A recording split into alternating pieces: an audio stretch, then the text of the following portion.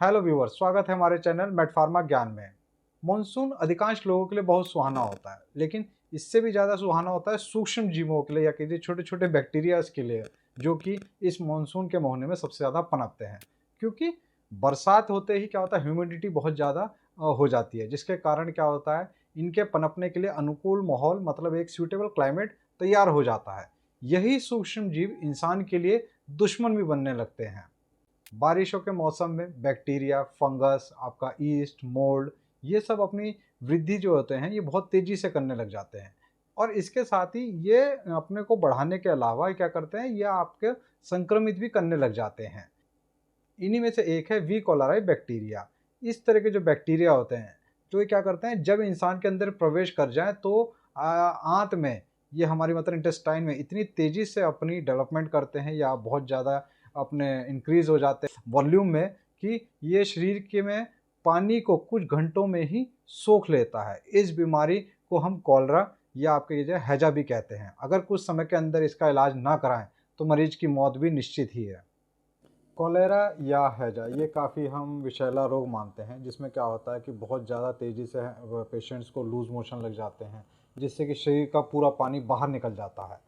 तो ज़्यादातर ये होता क्यों है कि जब कभी आप इन्फेक्टेड भोजन मतलब संक्रमित भोजन या संक्रमित पानी पी लेते हैं, तो उसके 12 घंटे के बाद या कहिए 12 से 15 दिन लेता है ये अपना लक्षण शो करने में। तो उसके बाद क्या होता है, आपको लक्षण दस्त के रूप में उभरने शुरू हो जाते हैं और ये देखते ही देखते काफ़ी सीवियर लूज मोशन में बदल जाते हैं।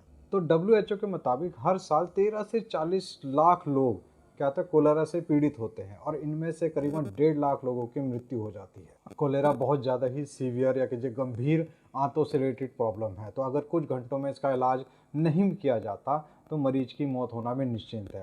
हालांकि हैजा का इलाज है, मतलब इसका इलाज तो पॉसिबल है, लेकिन ओनली कंडीशन तब है कि आपको इसे तुरंत हॉस्पिटल में पेशेंट को ले जाना पड़ेगा। तो व्यूअर्स, आप जानते हैं कि कॉलेरा या हैजा फैलता कैसे है। तो कॉलेरा का जो बैक्टीरिया होता है ये क्या करता है, गंदे पानी में, खासकर जो ज़मीन पर, रोड आदि में पानी जमा हो जाता है वहाँ पर पनपता है। तो कुछ सी फूड, कच्चे फल और सब्जियां और कुछ अनाज में भी कई बार है ये आपका कोलेरा का बैक्टीरिया पनप जाता है। तो इन चीज़ों के माध्यम से क्या होता है, ये बैक्टीरिया किसी ना किसी तरह इंसान के शरीर में प्रवेश कर जाता है, मतलब उसके अंदर आ जाता है। और वहाँ ये जब आपके इंटेस्टाइन मतलब आंत में पहुँचता है तो उन्हें इन्फेक्टेड कर देता है, जहाँ पर मल मूत्र से निकले पानी किसी न किसी तरह अन्य चीज़ों के रूप में पहुँचता है। मतलब कई बार आपने देखा कि किसी जगह पे पानी बहुत ज़्यादा इकट्ठा होता है, लोगों के सैनिटाइज्ड जो आपका सैनिटेशन होता है, सॉरी, तो वो सैनिटाइजेशन जो रिमेन्स होते हैं वो आप वहाँ लोग वहाँ पे बहा देते हैं, या अपना जो होते हैं होल्स वगैरह जो होते हैं वो वहाँ पे डिलीवर कर देते हैं। उससे क्या होता है, कई बार ये उन पानी में पनपने लगता है और किसी कारणवश वहाँ कोई सब्जी उगी हुई या कुछ और चीज़ हो या किसी भी माध्यम से क्या होता है ये आपके शरीर के अंदर चला जाता है, तब आप कोलेरा से पीड़ित हो जाते हैं। ज़्यादातर लोगों में हैजा का जो बैक्टीरिया होता है ये आंत के अंदर जाने पर तुरंत पता नहीं चलता। ये बैक्टीरिया जैसे मैंने आपको बताया 7 से 14 दिन तक का समय लेता है अपने लक्षण सामने लाने के लिए। लेकिन इसी बीच क्या होता है, यही बैक्टीरिया अगर संक्रमित इंसान मतलब इन्फेक्टेड पर्सन के मल से, जो आपका उसकी लेटरिंग हो गई, उससे क्या होता है निकल कर किसी माध्यम से दूसरे में प्रवेश कर जाए तो वह व्यक्ति भी हैजा से संक्रमित हो जाता है। तो जैसे मैंने आपको बताया कि इसका इलाज तुरंत हॉस्पिटल ले जाना है, वहाँ पे जाके तुरंत आपको इलाज मिलेगा तो वो आदमी की जान बच जाएगी। लेकिन हमें जानना पड़ेगा उस चीज़ के लिए कि इसके लक्षण क्या-क्या हैं। तो आइए जानते हैं लक्षणों के बारे में। तो सबसे पहला लक्षण है इसका डायरिया या दस्त।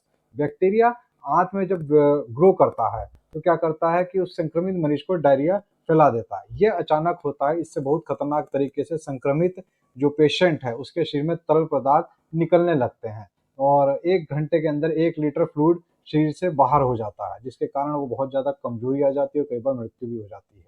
दूसरा जो इसका कारण है वो है आपका उल्टी और मितली आना, मतलब नोजिया। तो हैजा लगने की शुरुआत में उल्टी और मतली होती है, लेकिन 1 ही घंटे बाद दस्त शुरू हो जाता है और शरीर से पानी निकलने लगता है। चौथा इसका जो सिम्टम्स है या कह दीजिए जो इसका लक्षण है वो है आपका कमजोरी और चिड़चिड़ा। पेशेंट जो होता है जैसे कोलेरा तो बहुत ज़्यादा चिड़चिड़ा हो जाता है क्योंकि उसकी बॉडी में पानी की कमी हो जाती है। तो उससे क्या होता है, उसमें कमजोरी आ जाएगी और चिड़चिड़ापन बहुत ज़्यादा हो जाएगा।